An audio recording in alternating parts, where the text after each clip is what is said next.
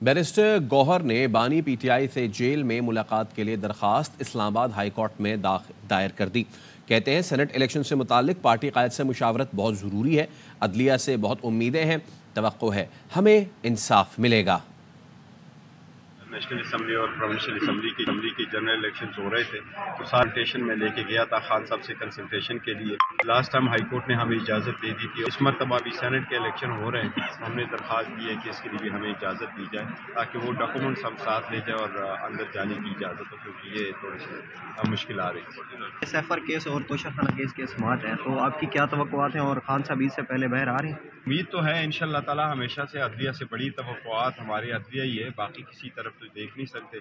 अदलिया का एहतराम करते हैं, अदलिया पे एतमाद भी करते हैं, हर मरतबा आते हैं, मुतबाना गुजारिश करते हैं और इस उम्मीद के साथ आते हैं कि इंशाअल्लाह ताला हमें भी इंसाफ होगा। इस्लामाबाद की सेशन अदालत में बानी पीटीआई की 6 और बुशरा बीबी की 1 दरख्वास्त से जमानत पर समाअत कल तक के लिए मुलतवी कर दी गई है। जेल हुकाम ने वीडियो लिंक पर बानी पीटीआई की हाजिरी न लगवाने से मुतालिक रिपोर्ट जमा करा दी। रिपोर्ट में कहा गया कि इंटरनेट के मसले की वजह से वीडियो लिंक पर हाजिरी नहीं लगवाई जा सकती। अदालत ने कहा कि कल अदालती स्टाफ को भिजवाकर बानी पीटीआई और बुशरा बीबी की हाजिरी लगवाई जाए।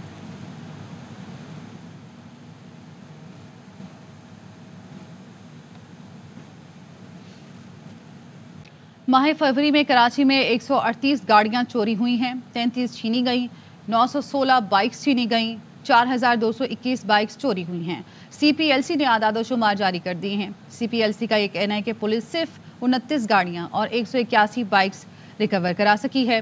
फरवरी में भत्ताखोरी के 11 केसेस रिपोर्ट हुए हैं। अफजल खान हमारे साथ मौजूद हैं, उनसे मजीद जानेंगे। बताइएगा अफजल।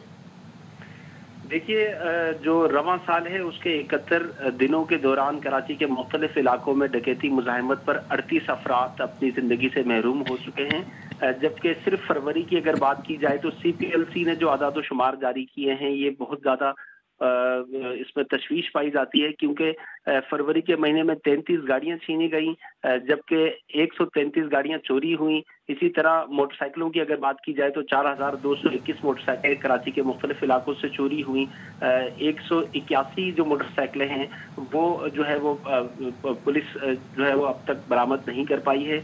इसी तरह से भत्ताखोरी के वाकयात भी कराची में बढ़ रहे हैं। फरवरी के महीने में 11 केसेस रिपोर्ट हुए भत्ते के। उसके अलावा शहर के मुख्तलिफ इलाकों में दिगर जो वाक़यात हैं ज़ाती नोयत के या फायरिंग और पुरतशद्दुद वाक़यात, उसमें 56 अफराद अपनी ज़िंदगी से महरूम हुए। ठीक है, बहुत शुक्रिया आपका अपडेट करने के लिए। सहाफ़ियों को FIA नोटिस हिरासा किए जाने के खिलाफ केस की समाअत। चीफ जस्टिस पाकिस्तान की सरबराही में 3 रुकनी बेंच केस की समाअत कर रहा है। राजा मोहसिन एजाज हमारे साथ मौजूद हैं, उनसे मजीद जानेंगे। बताइएगा समाअत से मुतालिक। देखिए, आज होने वाली समाअत के मौके पर press association of supreme court की तरफ से बैरिस्टर सलाहुद्दीन पेश हुए और इसके साथ साथ अटॉर्नी जनरल ऑफ पाकिस्तान भी सुप्रीम कोर्ट ऑफ पाकिस्तान में पेश हुए। आज होने वाली समाअत के मौके पर चीफ जस्टिस ऑफ पाकिस्तान की जानिब से IG इस्लामाबाद पर शदीद बरहमी का इजहार किया गया और मतीउल्लाह जान अगवा और अफसार आलम पर हमले के मुकदमात में जो गैर तसल्ली बख्श कारकर्दगी थी, इस पर चीफ जस्टिस ऑफ पाकिस्तान की जानिब से ये रिमार्क्स दिए गए कि एक क्राइम की रिकॉर्डिंग मौजूद है, इन मुल्जिमान का सिराग नहीं लगा सके। अटॉर्नी जनरल साहब ये किस किस्म के IG हैं, इनको हटा दिया जाना चाहिए। 4 साल हो गए हैं और आपको कितना वक्त चाहिए? क्या आपको 4 सदियां चाहिए इस काम के लिए? चीफ जस्टिस ऑफ पाकिस्तान ने IG इस्लामाबाद से इस्तफसार किया कि IG साहब आप आए क्यों हैं यहाँ? क्या आप अपना चेहरा दिखाने आए हैं? किसी सहाफ़ी को गोली मार दी जाती है, किसी को घर में जाकर उसकी पिटाई की जाती है। इस मौके पर बैरिस्टर सलाहुद्दीन ने अदालत को बताया कि असद टूर इस वक्त जेल में है। चीफ जस्टिस ऑफ पाकिस्तान ने उनसे सवाल किया कि वो क्यों जेल में है। बैरिस्टर सलाहुद्दीन का कहना था कि असद टूर पर हुकूमती अफसरान का वकार मजरूह करने का इल्जाम है। चीफ जस्टिस ने सवाल किया कि असद टूर पर जो दफात लगाई गई हैं वो कैसे बनती हैं। चीफ जस्टिस ने FIA अफसर से सवाल किया कि क्या आपके इदारे में कोई पढ़ा लिखा शख्स है? कोई नहीं है तो फिर उर्दू में तर्जुमा करवा लें। क्या हमने सहाफ़ियों के खिलाफ आपको कोई शिकायत की थी? जजों का नाम लेकर आपने सहाफ़ियों को नोटिस भेज दिए। आप हमारा कंधा इस्तेमाल करके अपना काम निकाल रहे हैं। अटॉर्नी जनरल ने सुप्रीम कोर्ट ऑफ पाकिस्तान में ये बयान भी दिया कि असद टूर पर FIR में दर्ज पीका की दफात 9, 10 और 24 का इतलाक नहीं होता। इसके साथ साथ चीफ जस्टिस ऑफ पाकिस्तान की जानिब से ये रिमार्क्स भी दिए गए कि क्यों ना FIA को तौहीन अदालत का नोटिस दें। सुप्रीम कोर्ट के किसी जज ने FIA को शिकायत की, ना रजिस्ट्रार ने ऐसी कोई शिकायत की। सुप्रीम कोर्ट का नाम इस्तेमाल करके तासुर दिया गया, जैसे अदलिया के कहने पर कार्रवाई हुई। इस तरह तो अवाम में अदलिया का इमेज खराब होगा। FIA के मुतल्लिका अफसर खुद अदलिया की बदनामी का बायस बन रहे हैं। इस वक्त इस केस की समाअत में मुख्तसर वक्फा किया है और कुछ ही देर में केस की समाअत दोबारा शुरू होगी। ठीक है, बहुत शुक्रिया आपका अपडेट करने के लिए। CTD ने पेशावर बोट बाजार धमाके में मुलविस 3 मुश्तबा अफराद को हिरासत में ले लिया है। अदनान तारिक हमारे साथ मौजूद हैं, उनसे मजीद जानेंगे। बताइएगा अदनान।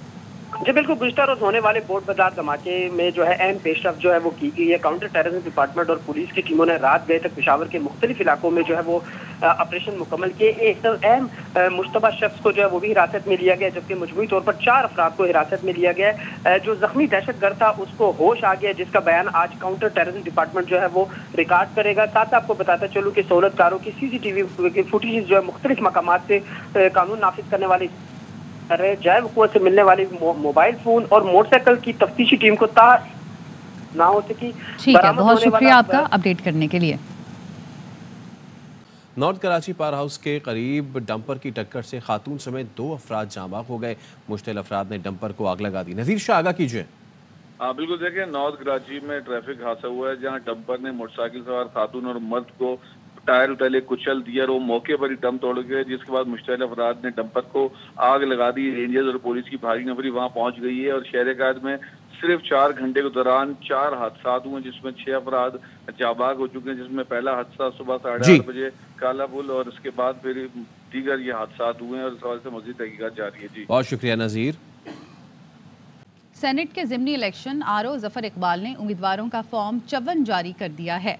इसी पर मजीद जानेंगे, जाहिद मशवानी हमारे साथ मौजूद हैं, बताइएगा।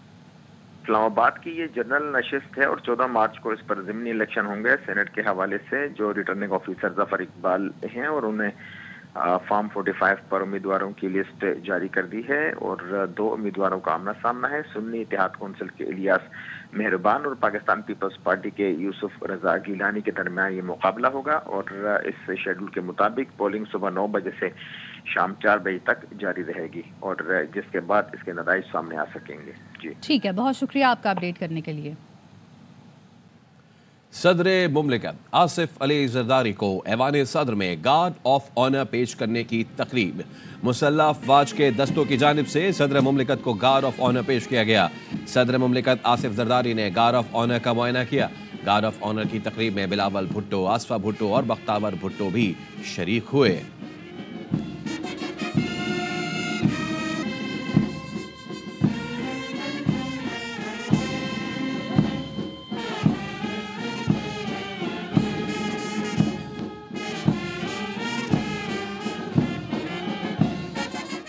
नाम सामने आए, एक्सपेक्टेडली यही नाम सामने आने थे, लेकिन जो स्विच हमने देखा है वो देखा है जी वजीर खारजा होंगे अब इसहाक डार और ख़जाने की टीम टोटली डिफरेंट है। मगर इसमें MQM अभी नहीं है। पीपल्स पार्टी ने कह दिया था हम कैबिनेट का हिस्सा नहीं बनेंगे। क्या आने वाले दिनों में ये मुख्तसर काबीना आप बड़े होती हुए देख रहे हैं? में यकीनी तौर पर यह काबीना का साइज बढ़ेगा। उसकी बुनियादी वजह यही है, आपको याद होगा जब PDM की हुकूमत बनी थी तो वो नंबर 100 के करीब चला गया था। ज़ाहिर उसके अंदर जो दर्जनों के हिसाब से जो हमने देखा कि मशीर बाद में दाखिल हो गए थे। ज़ाहिर इत्तेहादी हुकूमत जब भी बनती है तो उसके अंदर आपको ज़्यादा लोगों को एडजस्ट करना पड़ता है। खबर ये भी आ रही है कि दे बदेर जो है पाकिस्तान पीपल्स पार्टी भी इसके अंदर शामिल हो जाएगी काबीना के अंदर। आपने बिल्कुल सही जो है उस तरफ निशाना किया। ये वाला MQM वाला जो है वो भी अंसर शामिल है उसके अंदर, काबीना के अंदर वो भी हिस्सा बनेंगे। तो काबीना का साइज तो बढ़ेगा। लेकिन एक जो आपने देखा आज अखबारात के अंदर एक जो खबर चल रही है बुनियादी तौर पर वो यही है कि पाकिस्तान मुस्लिम लीग नून के जो बड़े हैं, इनके जो ज़ोमा है, लीडरान है, वो थोड़े से नाखुश इस बात के ऊपर नजर आ रहे हैं कि जो तमाम बड़ी वजारतें हैं वो अब उनके बराह रास्त ज़ेर असर नहीं होंगी और उनके अंदर जो खास तौर पर केयर टेकर्स का जो मामला था वो कंटिन्यू करेगा। खजाना की वजारत ना, और कौन सी वजारत खाब है? ये खजाना की वजारत की बात हो रही है। इसी तरह जो वजारत दाखिला की बात हो रही है वो नकवी साहब का नाम जो है सामने आ रहा है। इसी तरह हमारे सामने ये जो वजारत खारजा के हवाले से जलील अब्बास जिलानी साहब का भी नाम आ रहा है कि वो जो है बहसीयत एडवाइजर के तौर पर अपनी जगह के ऊपर मौजूद रहेंगे। वजारत या डार साहब या कोई और जो है ऊपर आ जाएगा, लेकिन जो नीचे काम करना है, जो बुनियादी तौर पर पॉलिसी मेकिंग लेवल के ऊपर जो काम सारे होने हैं वो जो है जलील अब्बास जिलानी साहब देखेंगे। लेकिन ये सारे अब ज़ाहिर अभी तक ये सारे क्या आप और मैं बात कर रहे थे, खावर से भी पूछ रहे थे, यानी कि टेक्नोक्रेट जो हैं उनको ज़्यादा खास वजारतें दी गई हैं। मुशीर दाखिला बनाए जाएंगे मोहसिन नकवी साहब, तो क्या वो बतौर सेनेटर बनेंगे या इंतखाब में हिस्सा लेंगे, किस तरह बनेंगे? मुशीर के लिए फिर ये ओहदा ज़रूरी नहीं है। जी, अभी तक तो यही है कि अगर आपने जो फेडरल मिनिस्टर बनना है तो उसके लिए ज़रूरी है कि आप 6 महीने के अंदर अंदर जो है या मेंबर नेशनल असेंबली बने या मेंबर ऑफ द सेनेट बने। क्योंकि सेनेट के इलेक्शन होने वाले हैं तो खबर यही आ रही है कि वो पंजाब से उनको सेनेट की एक सीट दे दी जाएगी और वो सेनेटर बन जाएंगे और उसके बाद फिर जाहिर है ये उदा फुल फेडरल मिनिस्टर के तौर पर वो अपना काम करना शुरू कर देंगे। सो अब देखते हैं। लेकिन एक सवाल जो मेरे ख्याल में हमें ज़रूर उठाना चाहिए, जिस तरह के पाकिस्तान के मुआशी हालात हैं, पाकिस्तान के बाकी अंदरूनी बैरूनी चैलेंजेस हैं, उनको अगर सामने रखें तो मेरे ख्याल में अब सबको इस बात का इल्म हो गया था इंतखाबी नतायज के फ़ौरन बाद कि एक हुकूमत बनने जा रही है और उनके पास नंबर गेम पूरी है। अब तो जो खवातीन की मखसूस नशिस्तें हैं उनके हवाले से जो फैसला आया उसके बाद तो और ज़्यादा इनकी पोजीशन मुस्तहकम हो गई है। तो ये जो गैर यकीनी की सूरत हाल है इसको ख़त्म करना चाहिए और जो मोहतरम शहबाज शरीफ साहब, आप जाहिर है वो कैप्टन ऑफ द शिप हैं, तो उनको अब मेरे ख्याल में कैप्टन का किरदार अदा करना चाहिए। अपनी काबीना को अनाउंस करें, जाहिर है अपने बड़े भाई हैं उनके जो ताहियात कायदा उनसे ज़रूर मशवरा करें, लेकिन ये है कि काबीना को अब बन जाना चाहिए। एब्सोल्युटली। और ये मामला जो अब आगे चलने चाहिए। खावर साहब, अब ज़रा साबिक सदर आरिफ अलवी साहब की बात कर लेते हैं। कल उन्होंने पहली प्रेस कॉन्फ्रेंस की आफ्टर स्टेपिंग डाउन, तो अब ज़रा ये बताएं कि जितना पिछले दिनों में बात होती रही है, बिलावल नून लीग समेत ये बात करते रहे कि जी गलत इक़दाम किए हैं और आर्टिकल 6 लगना चाहिए और मुकदमात होने चाहिए। आप ज़रा बताएं कि एक जो प्रेसिडेंट या फॉर्मर प्रेसिडेंट होते हैं पाकिस्तान के, उन पे इस किस्म के मुकदमे चल सकते हैं या फिर प्रेसिडेंट इम्यून होता है, और अगर नहीं होता तो कितने अरसे बाद मुकदमे चल सकते हैं? प्लीज़ हमें ज़रा ये बताइए। देखिए जी, जो प्रेसिडेंट है जब तक वो पोजीशन होल्ड करता है तो उसके पास इम्यूनिटी होती है। जो ही आप पोजीशन से हटते हैं तो आपके ऊपर ये सारे मुकदमा, किसी भी नेचर का आपको मुकदमा हो तो वो आपके ऊपर वो मुकदमा हो सकता है। जो इम्यूनिटी है वो उसी हद तक होती है जब तक आप पोजीशन होल्ड करते हैं, प्रेसिडेंट रहते हैं। अब मामला है आर्टिकल 6 का। देखिए, आर्टिकल 6 के लिए बुनियादी जो एक आपके ऊपर इल्ज़ाम साबित होना है आर्टिकल 6 लगाने के लिए, वो है सबवर्जन ऑफ द कॉन्स्टिट्यूशन। आपको याद होगा जब जनरल मुशर्रफ के ऊपर लगा था वो नेमोगोस्ट्री वाला, जब उन्होंने कॉन्स्टिट्यूशन को सबवर्ट किया था, वो आपको पता है जजेस साहिबान को जो है गिरफ्तार कर लिया था, तो वो सारा मामला चला था। तो अब ये डॉक्टर आरिफ अलवी साहब के हवाले से जो चीज़ें हमारे सामने आ रही हैं वो उसके अंदर वो उन्होंने कोई जो कॉन्स्टिट्यूशन को सबवर्ट नहीं किया। वो मुख्तलिफ, आपको पता है वो 90 दिन के इंतखाबात का मामला था, उसके ऊपर मुख्तलिफ राय सामने आई, फिर सुप्रीम कोर्ट के अंदर मामला गया। उसके बाद याद होगा वो कासिम सूरी वाली एक जो है उनकी जो रेजोल्यूशन थी हाउस के अंदर, उसके ऊपर सुप्रीम कोर्ट के अंदर मामला गया। वो आर्टिकल 69 के तहत वो कहते हैं, बताया जाता है कि जनाब यारा जो पार्लियामान के अंदर जो भी हो चीज उसको कोर्ट के अंदर चैलेंज नहीं किया जा सकता। तो मेरे ख्याल में वो सारे बयानात ही थे कि इनके ऊपर लगेगा आर्टिकल 6। आरिफ अलवी साहब जाहिर है वो कह रहे हैं कि जिस किसी को है शक तो वो जरूर मेरे खिलाफ मुकदमा करे। लेकिन खबर आपको ये मैं जरूर देता चलूं कि आने वाले दिनों के अंदर डॉक्टर आरिफ अलवी साहब जो बहसीयत सदर जो है जाहिर है उनके ऊपर कुछ जो आईनी और कानूनी कदगरें थी वो सियासत के अंदर संदाज से बहसीयत जो पीटीआई के रुकन या पीटीआई के साथ वो रहे हैं, पीटीआई के वो चुनिंदा थे। अब वो काफी ज्यादा किरदार उनका सियासत के अंदर अपनी पार्टी के हवाले से आएगा। और खबर ये भी आ रही है कि वो आपने देखा प्रेस कॉन्फ्रेंस के अंदर मेरे ख्याल में बताया कि वो अपने वकीलों के जरिए वो वक्त लेके अपने कायद जो है बानी पीटीआई से भी मिलने जा रहे हैं। मुझे उनका बतौर सदर जो उनका रोल रहा बड़ा मुख्तलिफ रोल अब हमें उनका नजर आएगा। सो आप उन्हें लीडिंग कैरेक्टर में देख रहे हैं क्या यहाँ पर? जी जी बिल्कुल, मैं उनको जो पीटीआई की जो सियासत है आने वाले दिनों के अंदर देखेंगे। ये भी देखें, बड़ा एक गैर मामूली वाकया होगा कि जो कल ही उन्होंने सदारत का अहदा छोड़ा और उसके बाद एक भरपूर ये बड़ा यही सवाल मैं पूछ रही थी और इसी पे हम डिस्कशन भी कर रहे हैं। उसके अंदर अच्छे खासे जो है वो जो मुतनाज़ा नहीं मैं कह सकता, वो जो कंट्रोवर्शियल इश्यूज हैं उसके ऊपर उन्होंने बात की है।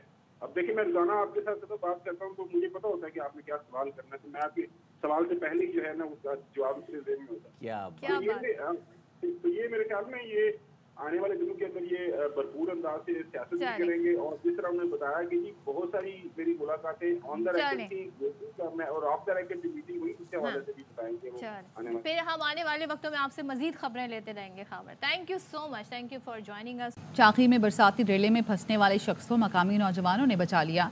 बहादुर नौजवानों ने अपनी मदद आप के तहत रेस्क्यू ऑपरेशन किया, गाड़ी को रस्सी से बांधा और खींचकर रेले से निकाल लिया। ड्राइवर के साथ पानी के तेज बहाव में फंसी गाड़ी को भी बगैर किसी नुकसान के रेस्क्यू कर लिया।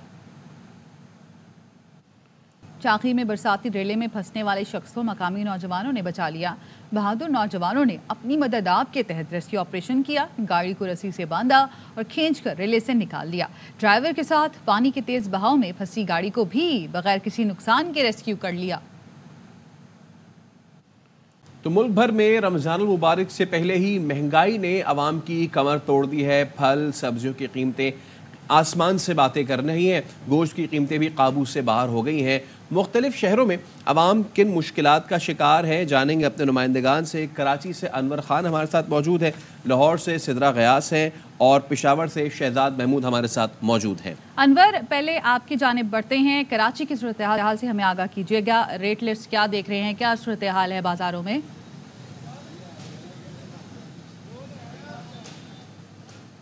जी अनवर। सब्जियों या उनकी जो कीमतें होती हैं वो इंतहाई बुलंद तरीन सतह के ऊपर चली जाती हैं और कीमतें इंतहाई बुलंद तरीन सतह पर होने की वजह ये होती है कि शहरियों को मुश्किल का सामना करना पड़ता है। माह रमज़ान के अंदर सबसे ज़्यादा जो इस्तेमाल की जाती हैं वो हरी प्याज होती है, शिमला मिर्च होती है। शिमला मिर्च के साथ साथ जो है वो दीगर चीज़ें भी होती हैं। अगर शिमला मिर्च की बात जाएगी तो उसकी कीमत 400 से लेकर 600 रुपये फ़ी किलो है। हरी प्याज की बात की जाएगी तो उसकी कीमत बुलंद तरीन सतह के ऊपर 400 से लेकर 600 साढ़े 600 रुपये किलो के हिसाब से दस्तियाब है। प्याज के जिसकी कीमत आम दिनों के अंदर तकरीबन 150 रुपये फ़ी किलो होती, इस वक्त कराची की मुख्तलिफ मार्केटों के अंदर प्याज 280 रुपये फ़ी किलो से लेकर 30 रुपये फ़ी किलो के हिसाब से फराहम की जा रही है। अगर बात की जाएगी फलों की तो केले के जो रेट थे, जो दर्जा अव्वल थे, तकरीबन 100 रुपये दर्जन थे, लेकिन इस वक्त मार्केट के अंदर 150 से 200 250 रुपये फ़ी दर्जन के हिसाब से दस्तियाब है। और दीगर सब्जियों की बात की जाएगी कि तमाम की तमाम सब्जियों की कीमतें इस वक्त इंतहाई बुलंद तरीन सतह के ऊपर है। अगर 100 रुपये के अंदर कोई सब्ज़ी कराची की मार्केटों के अंदर दस्तियाब है वो तो आलू है जो 60 रुपये फ़ी किलो है, और उसके साथ साथ पालक है जो कि 50 से 60 रुपये फ़ी किलो के हिसाब से। ताहम उसके अलावा जितनी भी सब्जियां हैं उनकी कीमतों के अंदर 100 से लेकर 150% का इजाफा सामने आया है। ये वो चीज़ें हैं जो कि लोगों की दस्तरस के अंदर होनी चाहिए, ताहम लोगों की दस्तरस के अंदर नहीं है। और मुख्तलिफ मार्केटों के अंदर इस वक्त मुख्तलिफ रेट है। इस वक्त हम शाहबुद्दीन मार्केट के अंदर, अगर हम कराची की मुख्तलिफ मार्केटों के अंदर जाएंगे तो ये टैरिफ आगे की जानिब बढ़ता जाएगा, ये फिर और बढ़ता जाएगा। ठीक है, कराची से तो आप हमारे साथ रहिएगा अनवर। अब लाहौर का रुख कर लेते हैं, सिद्रा मौजूद है।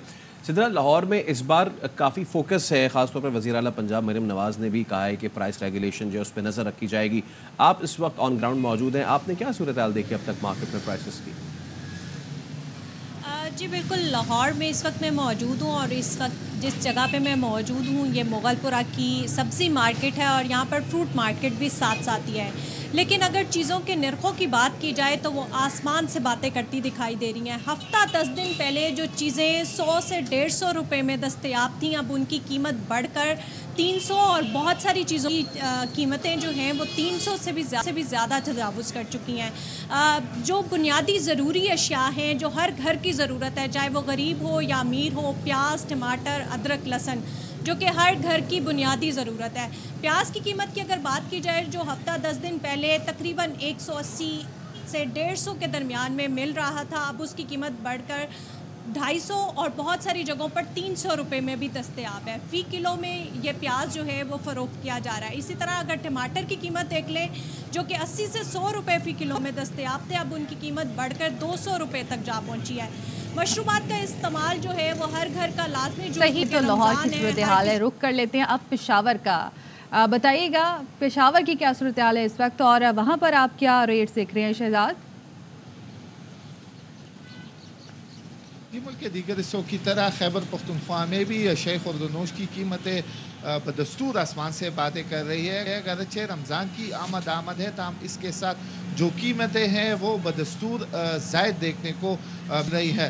पेशावर की जो सबसे बड़ी गला मंडी है उस यहाँ पर हम मौजूद है।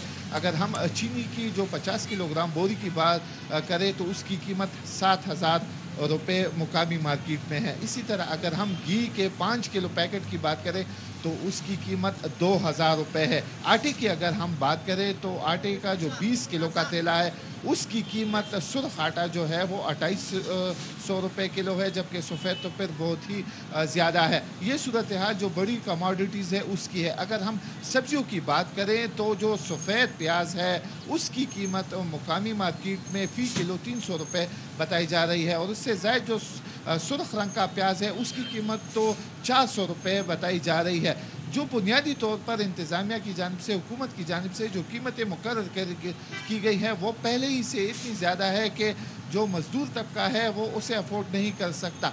रही सही कसर जो है वो ज़ायद मुनाफाखोरी जो है वो पूरी कर लेती है। अगर हम चिकन की बात करें तो चिकन की फ़ी किलो कीमत जो इतवार के रोज़ थी वो 415 रुपये, जबकि आज 430 रुपये है। ठीक है, रमज़ान से पहले मुख्तलिफ शहरों में आवाम की मुश्किलात का शिकार है। हमारे नुमाइंदगान हमें अपडेट करे थे। कराची से हमारे साथ थे अनवर खान, सिद्रा गयास लाहौर से, और शहजाद महमूद हमारे साथ थे पेशावर से। बहुत शुक्रिया आप सबका। इंटरमीडिएट के ख़राब नताइज, NED यूनिवर्सिटी ने दाखिला पॉलिसी तब्दील कर दी है। 55% मार्क्स लेने वाला भी दाखिला दरख्वास्त देने का अहल होगा। NED इंतज़ामिया का ये कहना है कि सेंडक की मंजूरी के बाद नोटिफिकेशन जारी किया जाएगा। दाखिले 24 मार्च से शुरू होंगे। दाखिला टेस्ट मई में मुनक्किद होगा। इससे कबल कम से कम 60% मार्क्स का हामिल उम्मीदवार दाखिला दरख्वास्त देने का अहल था।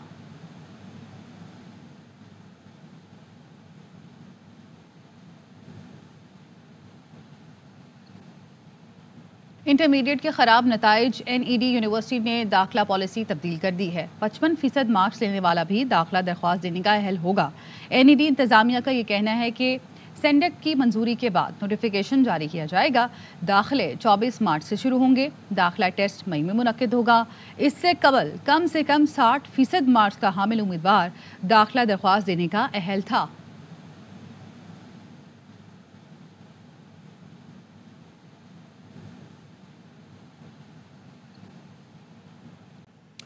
रहनुमा PTI लतीफ़ खोसा का कहना है कि जाली और फॉर्म 47 की जबरी मुसल्लत करदा हुकूमत है। कल इस हुकूमत की बौखलाहट सबने देख ली। हमारे लोगों ने पुरअमन एहतजाज किया था।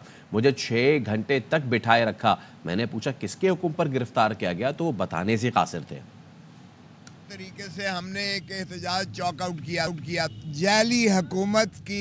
इसकी आपने बौखलाहट का अंदाज जोरदार तरीके से देख लिया। पंजाब में और कानून है, इस्लामाबाद में किसी ने किसी को जो है हाथ नहीं लगाया। कल इन्होंने 6 FIR लाहौर में की। मेरे ऊपर तो इतनी मज़हका खेज की गई। 6 घंटे वहाँ बिठाए रखा। मैं ये नहीं कहूँगा कि मेरे साथ कोई बदतमीजी की है, वो खुद भी अपनी मजबूरी का इजहार कर रहे थे। बहुत माजरत खां उनका अंदाज था कि जी हुक्म है। भाई हुक्म किसका है ये तो बताने से वो कासिर थे। और इन पुलिस वालों के खिलाफ जिन्होंने मुझे पकड़ा है वो अगवा का पर्चा भी मैं करवाऊंगा। इसको अंत तक पहुंचाऊंगा कि मुझे हब्से बेजा में रखा गया। क्रिमिनल इंटिमिडेशन भी की गई है।